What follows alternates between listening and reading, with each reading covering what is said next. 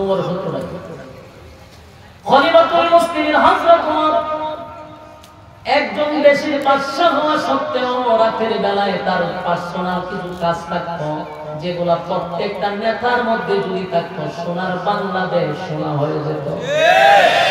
হযরত ওমর গভীর রাতে গ্রামে গঞ্জে শহরে বন্দরে সাধারণ পোশাক পরে মানুষের ঘরে ঘরে যাইতো, দেখতো মানুষ কি হালতে আছে, কে খাবার খাইলো কে খাবার খাইলো না। হযরত ওমর মানুষের দ্বারে দ্বারে যাইতো, মানুষের হালত বোঝার চেষ্টা করত। একদিন হযরত ওমর রাস্তা দিয়া যায় রে, হঠাৎ করে দেখে একটা জঙ্গলের কিনারা একটা তাঁবুর মধ্যে বাতি জ্বলে, আর একটা মহিলা তাঁবুর বাহিরে বসে একটা পাত্রের মধ্যে পানি লইয়া নিচে আগুন জ্বলাইয়া বারে বারে লাড়াচাড়া করে। হযরত ওমর দীর্ঘক্ষণ সময় ঘুমুর দিকে দৃশ্যটা দেখছে। চিন্তা করলাম আমি যতক্ষণ অপেক্ষা করছি এতক্ষণে যে কোনো রান্না হয়ে যাওয়া, রান্না তো হয় না। এক সময় হযরত ওমর মহিলার সামনে গিয়া দাঁড়াইছে, দাঁড়ায়া বলে, মা গো, গভীর রজনীতে আপনি পাতিলার মধ্যে পানি আর পাথর দিয়া কি করেন? মহিলাটা চোখের পানি গুলো ছেড়ে দিয়া কান্দে আর বলে, এই যুবক, আমি উমরের রাজত্বের ভিতরে আছি আজকে 3 দিন ধরে। মহিলা উমরের চিনে না, 3 দিন ধরে আমি এখানে আছি, পেটের খিদা সহ্য করতে পারি না, কিন্তু আমার 2টা বাচ্চা আছে, বাচ্চাদের পেটের খিদা আমি মা হইয়া বরদাস্ত করতে পারি না। আমার বাচ্চা কই 3 দিন ধরে আমাকে বারবার বলেন, মা গো, খানা দাও খানা দাও, পেটের খিদায় বাচ্চাগুলি কান্নাকাটি করে, কোথা থেকে খাবার দিব, আমার নিজের পেটেই পাথর বাঁধা। তাই মহিলাটা কান্দার পর বাচ্চাগুলি যেন ঘুমিয়ে যায়, তাদেরকে সান্ত্বনা দেওয়ার জন্য আমি পাতিলার মধ্যে গরম পানি আর পাথর দিয়া লাড়ালাড়ি করি আর তাদেরকে সান্ত্বনা দেই, তোমাদের জন্য আমি গোশত রান্না করতেছি, অপেক্ষা করো অপেক্ষা করো। অপেক্ষা করতে করতে আমার 2টা বাচ্চা ঘুমায়া গেছে, সান্ত্বনা দেওয়ার জন্য চুলায় আগুন জ্বালাইছে। হযরত ওমর চোখের পানি গুলো ছেড়ে দিয়ে কান্দে। মহিলাটা বলে, আমি আল্লাহর আদালতে ওমরের বিরুদ্ধে নালিশ করব। ওমরের রাজ্যের ভিতরে এসে আমি 3 দিন ধরে না খেয়ে পড়ে আছি। হযরত ওমর বলে, মা গো, এই জঙ্গলে তো মানুষ বসবাস করার কথা না, তাই তো হয়তো আপনার খোঁজ খবর নেওয়ারও কথা না, কারণ গ্রামে থাকলে গ্রামের মানুষ কতজন আছে একটা ম্যাপ থাকতে পারে, একটা লিস্টি থাকতে পারে। মহিলা বলে, না, ওমরের রাজ্যের ভিতরে কেন আমি খিদায় মরব? হযরত ওমর চোখের পানি গুলো মুছে আর বলে, না, চিন্তার কোনো কারণ নাই, আমি ব্যবস্থা করতেছি। হযরত ওমর দৌড়াইয়া বাইতুল মালের ভিতরে ঢুকলো, ঢোকার পরে বলল, এই আমার কর্মচারীরা, বস্তার ভিতরে আটা ভাত, বস্তার ভিতরে সবজি বইরা আমার কাঁধে দে, আমি তাড়াতাড়ি দৌড়ে যাই। কর্মচারীরা বলে, হুজুর, অর্ধ পৃথিবীর বাদশা আপনি, আমরা আপনার কর্মচারী, এই বস্তা আমাদের কাঁধে দেন, আপনি বাদশা হইয়া কেন কাঁধে নিবেন? হযরত ওমর বলে, শোন, আমার কবরে তোরা যাবি না, আমার হিসাব আল্লাহর কাছে তোরা দিবি না, আমার হিসাব আমার দিতে হবে, আমার কবরে আমি যেতে হবে, তাই যা বলছি তাড়াতাড়ি কর, আমার পিঠে তুলে দেন। কর্মচারীরা হযরত ওমরের পিঠে বস্তা তুলে দিছে। বড় বস্তা লইয়া পাহাড়ের অলিগলিতে গিয়া মহিলার কাছে গিয়া দাঁড়াইছে, দাঁড়াইয়া নিজে রুটি বানাইয়া গোশত পাক করে হযরত ওমর বাচ্চাদেরকে ঘুম থেকে জাগ্রত করে তাদেরকেও খানা খাওয়াইল, মহিলাটাও খানা খাওয়াইল। মহিলা কান্দে বলে, যুবক, উমররে যদি দেশের বাদশা না বানাইয়া তোমার মতো যুবকদের দেশের বাদশা বানাইত, এ দেশের মানুষ সুখে শান্তিতে থাকত। মহিলা চিনে না যুবককে। এবার হযরত ওমর বলেন, মা গো, আগামীকালকে আপনি বাদশার দরবারে যাবেন, সেখানে গেলে আমারও পাবেন, আমি দেখবো আপনার জন্য আর কি করতে পারি। সুবহানাল্লাহ। পরের দিন ওই মহিলা উমরের দরবারে যাওয়ার পরে গিয়া দেখে উমর যেখানে বসা, এই যুবকটাই তো গতকালকে আমারে খাবার খাওয়াইছে, আমার বাচ্চাগুলিরে খাবার খাওয়াইছে, সেই যুবক যেহেতু বাদশার চেয়ারে বসা, নির্গাত সেটাই হলো খলিফাতুল মুসলিমিন হযরত ওমর।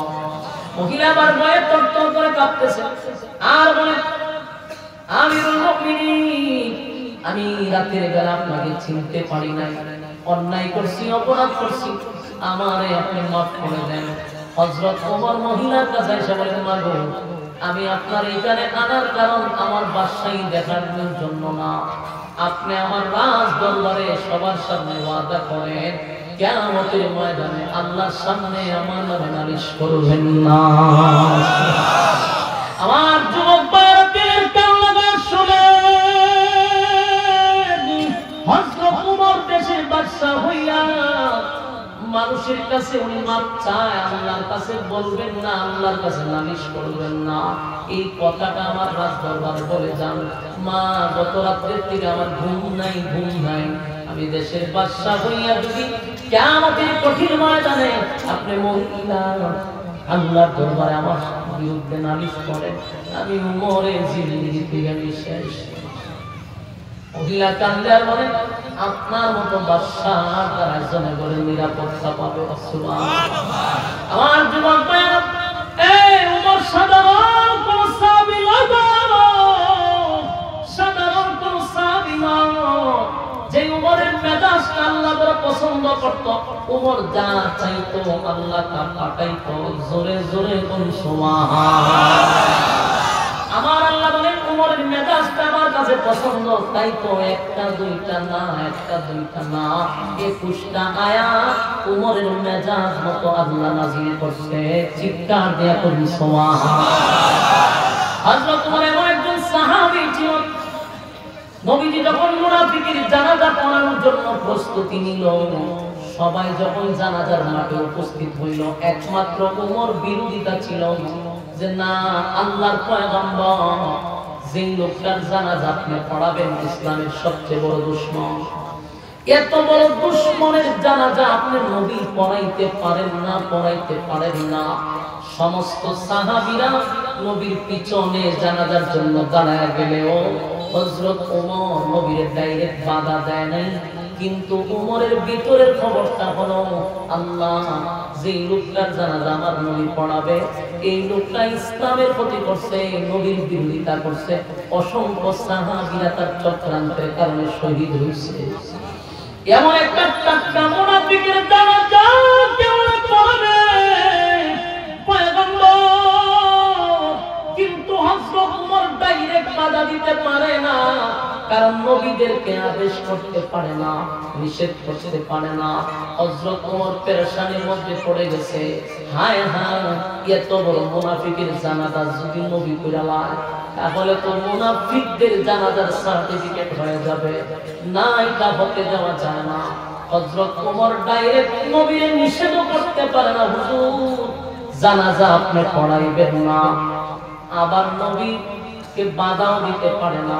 উমর করছে মহা টেনশনে, বারবার আসমানের দিকে তাকায় আর বলে, মালিক আপনার বন্ধুরে আপনি ফিরায়া দেন, এই টাটকা মুনাফিকের জানাজা যেন নবী না পড়ায়। জানাজার মাঠে অসংখ্য লোকেরা উপস্থিত, একটা মুনাফিকের জানাজা চলবে আর এটার ইমামতি নবী করবে। তাই মুনাফিক যে মারা গেছে তার কিছু ছাত্র ছিল প্রায় 1000 মুনাফিক আরো আছে, এরা জানাজা দেখার জন্য আসছে যে দেখি আমাদের নেতার জানাজা আব্দুল্লাহ পুত্র মুহাম্মদ কেমনে পড়ায়। হযরত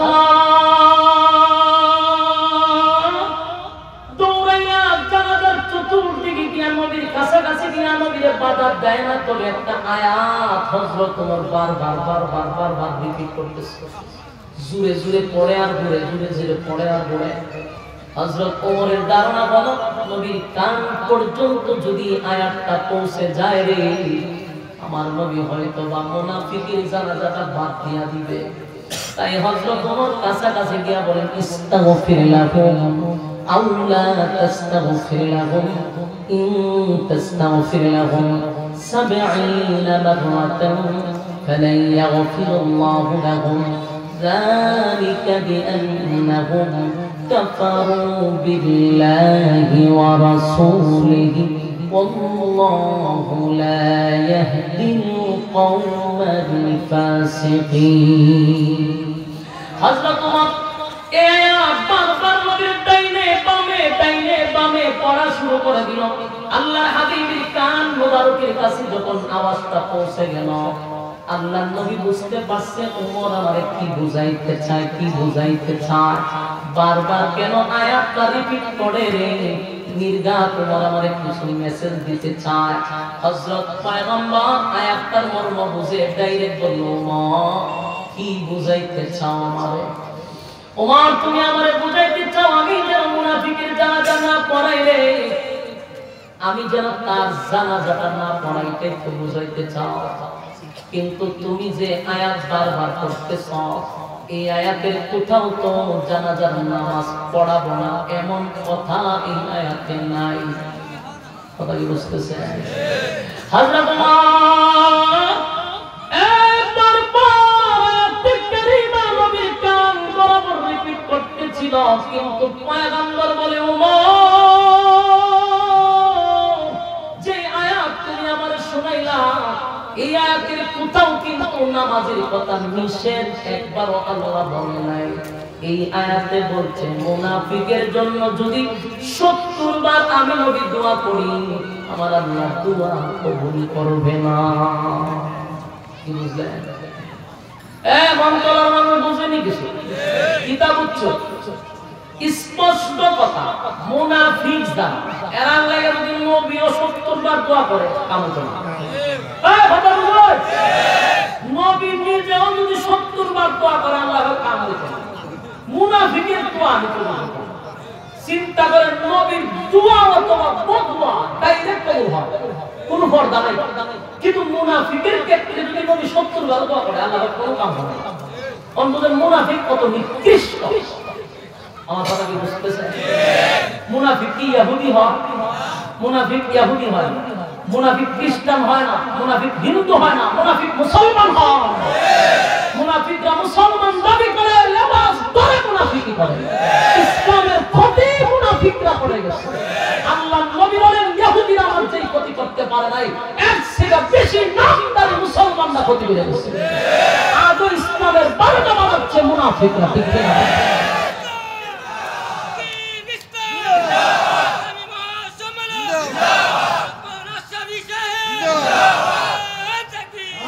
সম্মানিত শুনি এখনো যারা ইসলামের ক্ষতি করতেছে ইহুদিরা যতটুকু ক্ষতি করছে খ্রিস্টানরা যতটুকু ক্ষতি করছে কিন্তু একটাই লেবাস পাল্টা মুনাফিকরা ইসলামের ক্ষতি করে যাচ্ছে এরা সব সময় বলা সবার বাইরে থাকে মুনাফিকদের দেখলে বোঝা যাবে আসমানতে হাইলে নাইছে দেখতে বোঝা যায় বহুত বড় আল্লামা কারণ আব্দুল্লাহ ইবনে উবাই ইবনে সুলুলের ঘটনাটা আমি কয়েকবার পড়ছি উলামায়ে কেরামদেরকে জিজ্ঞাসা করবেন বারবার বলা হয় আব্দুল্লাহ ইবনে উবাই ইবনে সুলুল নবীর পিছনে নামাজ পড়তো আমার কথা কি ক্লিয়ার বুঝতেছে নবীর কোথায় নামাজ পড়তো পিছনে দাড়ি ছিল লম্বা পাগড়ি ছিল জুব্বা ছিল দেখতে বোঝা তো বহুত বড় আল্লামা কিন্তু আল্লাহ হুজুর আপনার পিছনে যেটা লিডার খালি মুনাফিক না লিডার সবার উপরে হের আরো ঘটনা শুনছি রাসূল যখন কোন জায়গায় মসজিদে বক্তব্য দিত এই উবাই ইবনে সুলুল এখারিয়া নবী ঘোষণা দিত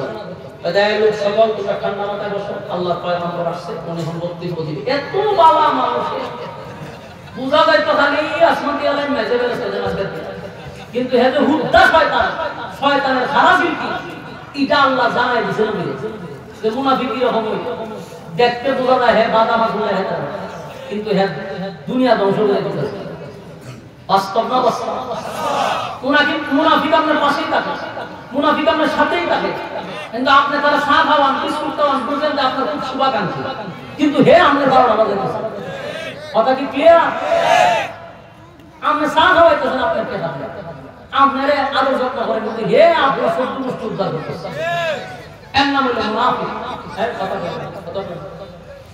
মুনাফিক রাসূল যার জানাজাটা পড়াইতে লেগে দাঁড়াইছে হে নবীর পিছনে দাঁড়াইতো নবীর পিছনে নামাজ পড়তো বড় ভাগ্য বলা বেরিয়েছে। উমরের কাছে তো সবকিছু ধরা পড়ে, উমরের রাটারে সব ধরা পড়ে।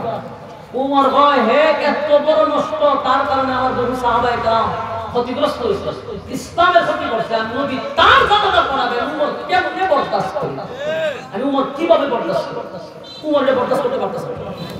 শেষ পর্যন্ত আয়াত মুনাফিকের আয়াত নাযিল হয়েছিল, ইস্তাগফির লাহুম আও লা তাস্তাগফির লাহুম ইন তাস্তাগফির লাহুম 70 মাররাতান فلن يغفر الله لهم ذلك بأنهم كفروا بالله ورسوله والله لا يهدي القوم الفاسقين. না নাদিলে কি হইছে, মুনাফিকের লাগা আপনি যদি 70 বার দোয়া করেন কাম করে। তো উমর এই আয়াতটাই নবীর চতুর্দিকে ঘুরে আর করে রাসূল তো বুঝাইছে, উমর আমার কি মেসেজ দিতেছে, রাসূল বলে উমর সব ঠিক আছে, কিন্তু আমি তো জানাজা পড়াইব না এমন কোন আয়াত তো নাযিল হইছে না, তার মানে আমি জানাজা পড়াবো। গোটা মাঠে অসংখ্য সাহাবীদের সমাগম, মুনাফিক আছে কত হাজার বুঝলা গেছে, 1000 ফটো আছে না দেখতে আছে। এখানে শুধু একমাত্র উমর, উমর শুধু সবার থেকে প্রাণে না, উমর জান প্রাণ দিতেছে যেন জানাজা না পড়ে। সমস্ত সাহাবীকে কর্তৃক বলল নবী বলাই আমরা হবো, কিন্তু উমরের বদলে বাধা দেওয়া যায় কিনা চেষ্টা চলতেছে, কিন্তু ডাইরেক্ট নবী বলে যাবে বলাই না, আদেশ করতে পারতেছে না। আল্লাহর পয়গম্বর আদেশ করলে জিবরাইলের মাধ্যমে করবে আল্লাহ, আমি কে?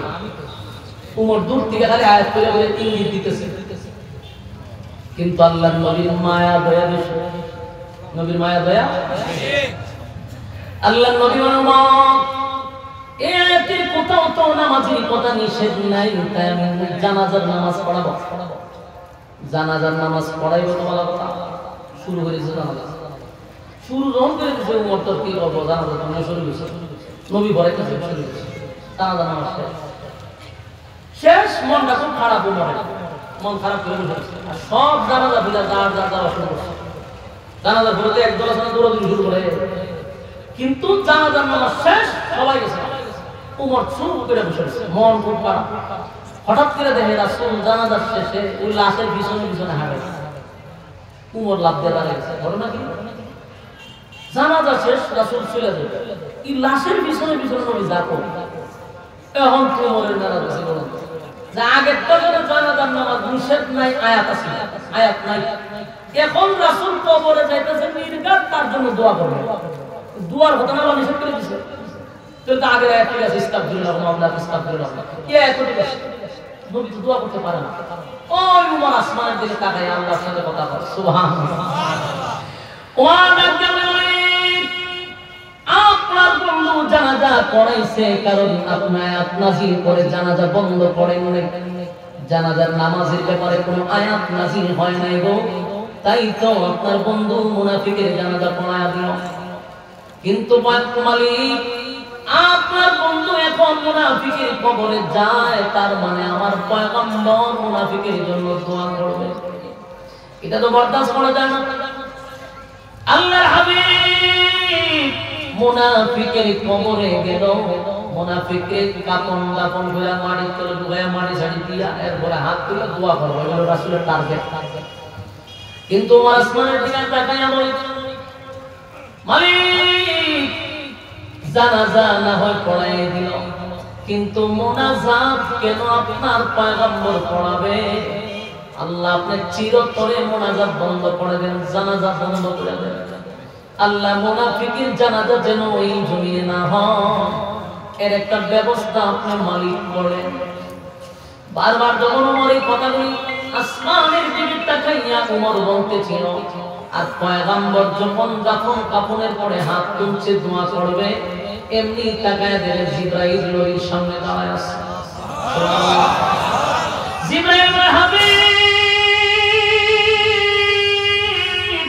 মুনাজাত করবেন পরে হাত নামান নবী, হাত নামান মুনাজাত করবেন পরে আপনার ওমরের সিদ্ধান্তটা আমার মালিক চূড়ান্ত করছে। একটা জবান বন্ধ রাখবেন না, বলুন আল্লাহু আকবার। আকবার। এই ইমানের আওয়াজ কে বলে আল্লাহু আকবার। এর নাম হলো উমর। উমরকে চিনা দরকার, উমরকে চিনা দরকার, উমরকে চিনা দরকার। জিবরাইল কয় হুজুর হাত নামায়া দেন। উমরের সিদ্ধান্তটা চূড়ান্ত সিদ্ধান্ত, আমার মালিক বড় পছন্দ করছে গো নবী। আপনি মোনাজাত কইলেন না, শুনেন আল্লাহ কি নাযিল করছে। তখন আরেকটা আয়াত নাযিল হয়, ওয়ালা তুসাল্লি আলা আহাদিন মিনহুম মাতা আবাদান ওয়ালা তাকুম আলা কবরি। এতে কালিমা নাযিল করে আল্লাহ বলে ওয়ালা তুসাল্লি বন্ধু। নেক্সট টাইমে, পরবর্তীতে, আগামীতে, ভবিষ্যতে আর কোনদিন আপনি মুনাফিকের জানাজা পড়াবেন না। আপনার উমরের সিদ্ধান্তটা আপনার বড় পছন্দ, এই জমিনে কোনদিন মুনাফিকের জানাজা আপনি পড়াবেন না। শুধু জানাজায় শেষ নয়, ولا تصلي على أحد منهم مات أبدا ولا تقم على قبري। শুধু জানাজা নয় গো, এমনকি মুনাফিকের কবরের সামনে দাঁড়াইয়া আপনি নবী কোনদিন দোয়া করবেন না। বলুন উমর যা চাইছিল আমার মালিক কিতাব পাঠাইছিল। কথা হয় না? এই যুবক ভাইয়েরা, শুধু যদি উমরের কথাই বলতে থাকি সারা রাত শেষ হয়ে গেল, উমরের কাহিনী শেষ হবে না। সেই উমরের মেজাজটা আপনাদেরকে শিখে বুঝাইয়া দিলাম। উমরের মেজাজ আল্লাহ পছন্দ করে। উমরের মেজাজ অনুযায়ী একটা দুইটা নয় 21টা আয়াত আমার আল্লাহ নাযিল করে দিল।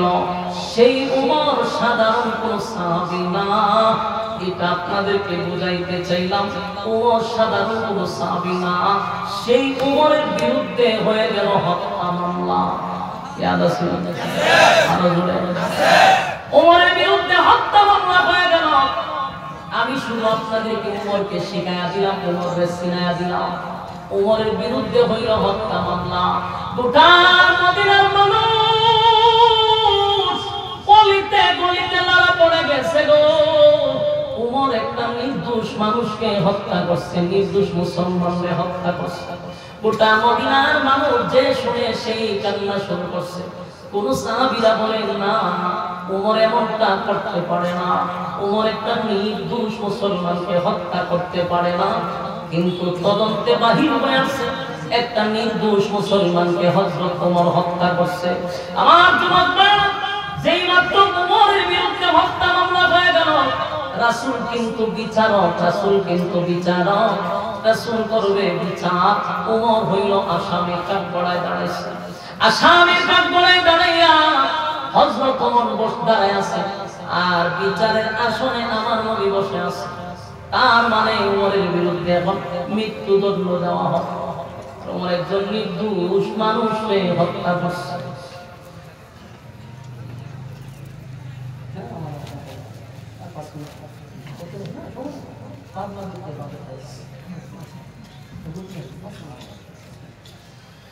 আমার যুবক ভাইরা, কথাগুলি একটু দিনের কান লাগায় শুনে একেবারে শেষ প্রান্তে আমি চলে আসছি। আপনাদের বক্তব্য নিয়ে আসেন, আমার সময় বাদ মাগরিব কথা আছে। বাদ মাগরিব থেকে আমি সব পাই গেলে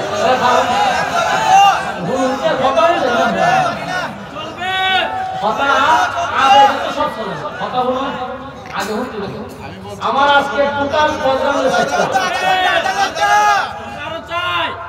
কথা শেষ হয়ে সবকিছুকে আবেদটা চলে নিল। আমার প্রোগ্রাম টোটাল আজকে ছিল 7টা, দিনের বেলা অলরেডি একাধিক মাসে। আর এখানে প্রোগ্রাম ছিল বাদ মাগরিব। আরেকটা প্রোগ্রাম আমি যে কোনো কারণে ক্যান্সেল করছি। ক্যান্সেল করার কারণে যে দাওয়াত দিয়ে নিছে হেগে যা ডাকা, এর কোনো খবর নাই। হেনি যে বলুন না এলে বাবা, আমি আলহামদুলিল্লাহ আলহামদুলিল্লাহ আমার কোনো অসুবিধা।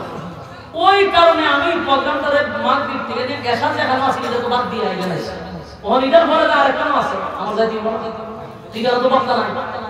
ওখানে আমার কথা ছিল যে টাইম হয়ে গেছে, সব আবেগ দেখছে না, মহব্বত করুন আমি জানি। আর এই যে হইতেছেন আরো করতাম, এটা যে মহব্বত কে হইতেছে এটাও বুঝি। এটা সম্পূর্ণ ভালোবাসার দাবি আমি জানি, কিন্তু আমি তো কোনো না কোনো সুতায় বাধা। এমন আপনারা স্বাগতম দিতেছেন, এখান তো দেরি করে গেলে এরা দিব আরেক বলতো এখান তো স্বাগতম এখান তো আরো কোন কথা কয় আল্লাহ নে বলা যায়। এক জায়গা ভালোবাসা আরেক জায়গা যদি আমার এরা বেজ্জতি করে তো এটা দায় আপনার হয়ে যাবে, যে আপনারও ভালোবাসা হয়ে গেলে আরেকজন বেজ্জতি। এই জন্য আমি সবাই বাড়াইছি, একবার বেইনসাফি করছিলাম, ইনসাফের বিচার রাখছি একটু সময়। এখন কথা বলে বাকিটা মনোযোগ দেন, মনোযোগ দেন। উমরের চিন্তা না সাধারণ অন্যান্য সাহাবীর মতো আল্লাহর হাবিব আম্মা জান আয়েশার কাছে একবার বৈশা বৈশা উমরের ব্যাপারে বলতেছিল। আম্মা জান আয়েশা জিজ্ঞাসা যে আসমানের যে তো তারা পয়গম্বরী তারকার মতো কার কি আছে? আম্মা জান আয়েশা মনে হচ্ছে নির্গাত আবু বকরের কথা বলতে। আম্মা জান আব্বু বলল আবু বকর এই নিশ্চয় আমার বাবার কথা বলল। রাসূল বলে আছে কে? আসমানে যত তারকা এর থেকে বেশি নেকি আছে আমার উম্মতের মধ্যে হযরত উমরের। সুবহানাল্লাহ। আম্মা জান আয়েশা চেহারা মলিন গেছে, উমরের এত নেকি যে আসমানের তারকার গণনা আজ পর্যন্ত কেউ বলতে পারে না আল্লাহ ছাড়া। এর থেকে বেশি উমরের নেকি আছে। সুবহানাল্লাহ। সেই উমর একজন হত্যাকারী হিসাবে মদিনার মানুষের কাছে যখন খবর পৌঁছে গেল রে, চতুর্দিক দিয়া যখন শুরু হয়ে গেল উমর রে এখন মৃত্যুদণ্ড দেওয়া হবে। মদিনার অলিতে গলিতে সাহাবায়ে কেরামরা কান্দে আর বলে না, উমর এমন কাজ করতে পারে না, উমর কেউ রে হত্যা করতে পারে না, উমর নির্দোষ মানুষকে হত্যা করতে পারে না।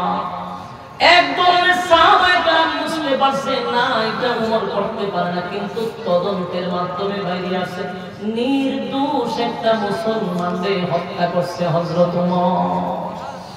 এবার বিচারক হলো কে? না, বিচারক হলো নবী নিজে বিচারক। আর অপরাধীর কাঠ করে হযরত উমর দাঁড়ায় আছে রে, বিচারের রায় দিবে আল্লাহর পয়গম্বর। উমর হইল একেবারে অপরাধীর কাঠ গড়া, আল্লাহর পয়গম্বর রায় দিলেই তো উমরকে মৃত্যুদণ্ড দেওয়া হবে। ঠিক যেই মাত্র নবীর রায় দিবে তখনই নবীর সামনে হযরত জিবরাইল এসে বলে, হাবিব রায় দিবেন পরে শুনেন, আজকের এই আদালতে আপনি হইলেন বিচারক, উমর তো হইল একজন অপরাধী। আগামী কিন্তু মামলা করার জন্য মাঝখানে একজন উকিল দরকার মামলা করার জন্য। আপনি হইলেন রায় দেওয়ার মালিক, আজকের বিচারক আপনি। উমর যেহেতু অপরাধী, মামলা করার জন্য একজন উকিলের দরকার আছে না নাই? জিবরাইল কইলো এই মামলার উকিল স্বয়ং আল্লাহ। একটা জবান বন্ধ রাখবেন না, চিৎকার দিয়া করেন আল্লাহু আকবার। আরে জোরে করেন আল্লাহু আকবার। এই ইমানের আওয়াজ দিয়ে বলেন আল্লাহু আকবার। উমরের কত দাম, উমরের কত দাম, উমরের কত দাম, উমরের কত দাম, উমরের কত দাম। উমরের পক্ষে স্বয়ং আল্লাহ নিজে উকিল হয়ে গেল রে। এর নাম হলো হযরত উমর। মামলা লড়বে স্বয়ং আল্লাহ। আল্লাহ যদি উকিল হয়, বলুন এই মামলার রায় কি আর নবী দিতে পারে? আল্লাহ বলে, বন্ধু আপনি হইলেন বিচারক, আমি আল্লাহ হইলাম উকিল। উমরের মামলা আমি আল্লাহ নিজেই লড়ব। পয়গম্বর আশ্চর্য হয়ে গেল, এই মামলার উকিল যদি আল্লাহ হয়, মামলা তো আর লড়া সম্ভব না। সুবহানাল্লাহ। আল্লাহ তখন আয়াত নাযিল করে, কোন আয়াত? সূরা নিসার কয় নাম্বার আয়াত? মাশাআল্লাহ, মনোযোগ আছে আপনারা, ভালো মনোযোগ। সূরা নিসার 65 নাম্বার আয়াতটা এই ঘটনাকে কেন্দ্র করে আল্লাহ তখন নাযিল করে উমরের পক্ষে উকিল হইয়া। আল্লাহ বলেন, ফালা ওয়া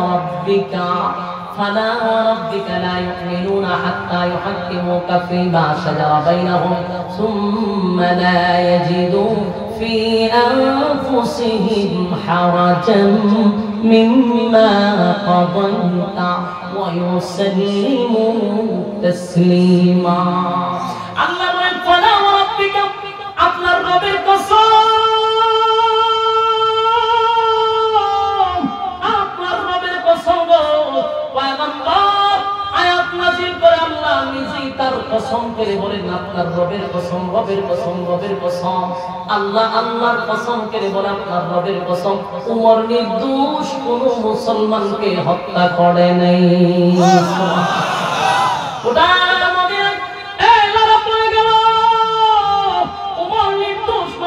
হত্যা করছে গো, কিন্তু আল্লাহ ডাইরেক্ট উমরের পক্ষে উকিল হইয়া জানায়া দিল না উমর নির্দোষ কোন মানুষকে হত্যা করে নাই গো নবী। উমর যারে হত্যা করছে এ আসলে কোন মুসলমান ছিল না। শুরুতে আমি বলছিলাম নামদারি, কথাটা ইয়াদ আছে? নামদারি মুসলমান সমাজে এখনো আছে, এখনো আছে, তখনও ছিল, এখনো আছে, ভবিষ্যতেও থাকবে। এরা সমাজের ফিতনা ছাড়া আর কিছু বুঝে না। এরা সমাজে শুধু ফিতনা লাগানোর জন্য ইসলামের সাইনবোর্ডটা ব্যবহার করে। এখন ঠিক ওই আল্লাহ বাক্যে বলেন পয়গম্বর গোটা মদিনার মানুষ জানে উমর মুসলমানকে হত্যা করছে। আমি আল্লাহ বলছি আপনার রবের কসম, ফানা রাব্বিকা, আপনার রবের কসম, উমর নির্দোষ কোন মুসলমানকে হত্যা করে নাই। উমর যারে হত্যা করছে এই লোকটা ছিল মুনাফিক। কি ছিল? মুনাফিক ছিল, মুনাফিক ছিল। দেখুন তো প্রথম কথাগুলো আপনাদের ইয়াদ আছে। আমার নবী বিচার করছে, নবী হয় আমার বিচার পছন্দ হয় না। কোন মুসলমান যদি কয় নবীর বিচার পছন্দ হয় নাই, বলুন না এটি মুসলমান। হযরত ওমর কেন তারা হত্যা করলো? ওমর তো ডাইরেক্ট জানতো না সে যে একজন মুনাফিক। ওমর তো জানে যে সে মুসলমান।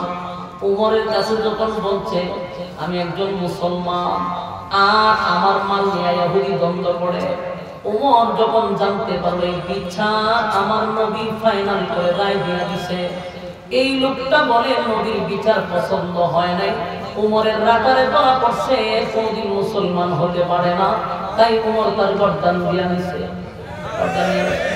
এখন প্রশ্ন করো এই যুবক ভাইরা, দিনের জন্য শুনেন, প্রশ্ন হলো উমর তারে হত্যা করলো, উমরের রাটারে ধরা পড়ছে, সে মুনাফিক। কারণ নবী একটা ইহুদি ব্যক্তি যদি বলতো নবীর বিচার পছন্দ হয় না, এটা মেনে নেওয়া যায়। আর একজন ইহুদির কাছে আমার নবীর বিচার পছন্দ হবে না, এটাই তো স্বাভাবিক। একজন খ্রিস্টান যদি বলে নবীর বিচার পছন্দ হয় না, এটা মেনে নেওয়া এটাই স্বাভাবিক। একজন বিধর্মী যদি বলে নবীর বিচার পছন্দ হয় নাই, তাহলে এটা মাইনা নেওয়া যায়। কারণ বিধর্মীদের কাছে আমার নবীর বিচার পছন্দ হবে না, এটাই স্বাভাবিক। কিন্তু একজন মুসলমান হইয়া সমাজের মধ্যে নাম দেয় আমি মুসলমান, কিন্তু ডাইরেক্টলি বলে মুসলমান হইয়া বলে না নবীর বিচার পছন্দ হয় নাই, এ কোনোদিন মুসলমান হতে পারে না। আমার যুবক ভাই, উমরের রাটারে ধরা পড়ার কারণে ডাইরেক্ট কল্লা হয়ে গেছে, কল্লা হয়ে গেছে, ঠিক কিনা? এখন আমি আপনাদেরকে বলি, এমন মুনাফিক আমাদের সমাজে বসবাস করে, আমি আঙ্গুল দিয়া দড়ায় দড়ায় দেখা দিই, আপনারা বুঝে নিবেন। এক নাম্বার বড় সমাজে যারা নিজেরা মুসলমান দাবি করে, কিন্তু আমার নবীর তরিকা তার ভালো লাগে না, নবীর সুন্নত আদায় করতে ভালো লাগে না, আল্লাহর হুকুম মানতে তার ভালো লাগে না, এরাও মুনাফিক, ঠিক না?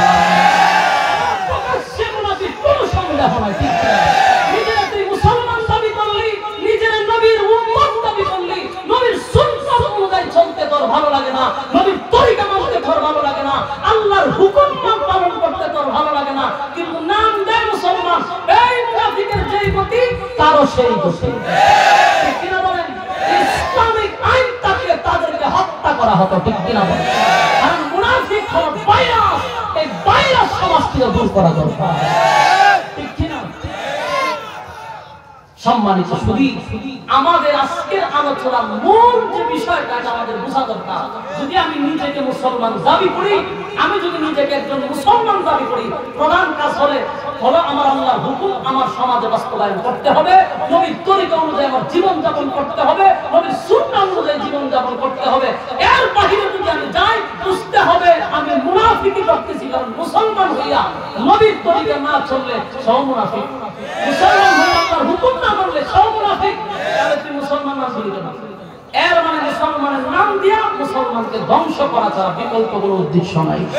আল্লাহ এই সমস্ত উদ্দেশ্য থেকে আমাদেরকে হেফাজত করুন, এই সমস্ত ভাইরাস থেকে আমাদেরকে হেফাজত করুন, এই সমস্ত মুনাফিকের কাছ থেকে আল্লাহ হেফাজত করুন, যারা সমাজের মধ্যে দ্বন্দ্ব লাগায়, বিশৃঙ্খলা সৃষ্টি করে, এরা জাতির কল্যাণ বয়ে আনতে পারে না, এরা সবসময় ইসলামের শত্রু, ঠিক কিনা বলে? আল্লাহ আমাদের সবাইকে বুঝার, আমল করার, মানার তৌফিক দান করুক, আমিন। সম্মানিত শুনি, আমি আব্দুলের একটা কথা আছে, আব্দুলের একটা ওয়াদা কথা, আব্দুলের দেখি, হ্যাঁ আব্দুলের লিল্লাহি তাকবীর, লিল্লাহি তাকবীর। আব্দুলের একটা ওয়াদা, বলুন আগামী ফেব্রুয়ারির 8 তারিখ, কয় তারিখ? আগামী ফেব্রুয়ারির 8 তারিখ সকাল 9টা থেকে নিয়ে বিকাল মানে কত মাগরিবের আগ পর্যন্ত আপনাদের শাহজাহানপুর মদিনাতুল উলুম আশরাফিয়া মাদ্রাসার মাহফিল, রাজি আছেন না আপনারা? আপনাদের মন্ত্রলা ভালোবাসা আমি বলবো না, যথেষ্ট করছেন আপনারা যথেষ্ট করছেন। আমি বারবার বলি, মন্ত্রলা, খড়কি, এরপরে বুল্লা, এরপরে মাতুকপুর, আশেপাশে আরো অনেক নাম আমার মুখস্থ নাই, যথেষ্ট আপনাদের ভূমিকা ছিল। ভূমিকাটা কি? উপস্থিতি ছিল আপনাদের ভূমিকা। এই জন্য আপনাদের কাছে আমি বলবো, আমি ব্যক্তি হৃদয় শুধু মানুষ, আমি স্বয়ং সম্পূর্ণ না, আমার ভুল হইতে পারে, কথা বল না, মানুষটি কত বড়, আমার ভুল হইতে পারে, কিন্তু আমার এই প্রতিষ্ঠানটা আমার নয়, এটা আপনাদের। এই প্রতিষ্ঠানের ডাকে যখন ডাক দিব আপনারা যাবেন ইনশাআল্লাহ। আগামী 8 তারিখ মাহফিল হবে দিনের বেলা, আলহামদুলিল্লাহ। আপনারা দোয়া বক্তা ইনশাআল্লাহ আপনারা তো জানেনই, এই বছরও থাকবে আল্লামা হাফিজুর রহমান সিদ্দিকী সাহেব থাকবে, আমাদের রেজাউদ্দিন মাবরার সাহেব থাকবে, আল্লামা শাহেখ সাজিদ রহমান সাহেব থাকবে, এরপরে আমাদের এখানে আরো অনেকে দুলাদুল হাফিজ সাহেব দাওয়াত দিয়ে রাখছি আমরা, এরপরে আন্তর্জাতিক মানের কারিগর তো আসবে, সব নাম এবার মুতালিব হোসেন সালিহি, এই যে নতুন আসতেছে ইনশাআল্লাহ, চমক আবু উবাইদা, ওই যে আপনারা যুবকদের সবচেয়ে ক্লাস আবু উবাইদা, তারও বেশি বার একটা সঙ্গীত গাইব ইনশাআল্লাহ। আপনারা আসবেন তো ইনশাআল্লাহ। মাতবপুর আরেকটা মাহফিল আছে 19 জানুয়ারি, এই সামনের জানুয়ারির 19 তারিখ, খানবাড়ির খাদিমুল কোরআন, এটা একবার ওই যে ফাউন্ডের কাছে এরকম থাকবো। আমাদের এখানে এদাতুল্লাহ আজাদি খান থাকবে, আর অনেকেই থাকবে। তো আমি আমার মূলতলাবাসীকে নিজের মানুষ মনে করি, আপনাদেরকে আমি ভালোবাসি, আর আপনারাও যে ভালোবাসা আমার দেখাইছেন। এই যে এখানকার যুবক যতগুলো পোলাপান আছে ইয়ং, আমার এলাকার মানুষ কিন্তু দাওয়াত দিছে, একটা আইএক্স হয়ে গেছে, আইএক্স হয়ে গেছে দাওয়াত দিছে। আমার মোটরসাইকেল ছুটাও যায়, এটা আসলে আমার এলাকার সবচেয়ে বড় পাওয়া, এসে বড় পাওয়া নাই। দূরে গেলে